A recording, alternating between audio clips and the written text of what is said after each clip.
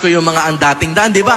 Ang bilis nating silang husgahan na ay walang Christmas light, ang dilim ng bahay.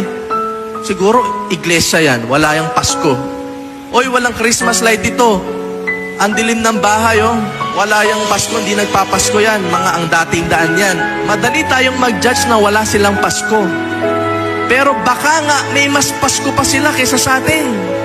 Kasi kahit madilim ang bahay nila, kahit wala silang Christmas light, merong pagmamahal at pagpapatawad sa loob ng kanilang tahanan. Amen? Kahit gaano kaliwanag ang buong bahay nyo, punong-puno ng Christmas lights, kung ang loob ng tahanan, puro pag-aaway, puro alitan, walang Pasko ang mangyayari sa inyo.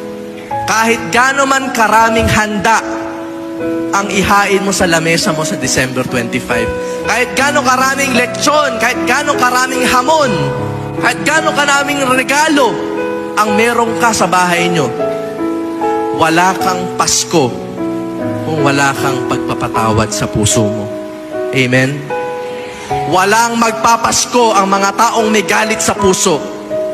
Hindi magpapasko ang mga taong may sama ng loob, nagtatanim ng galit.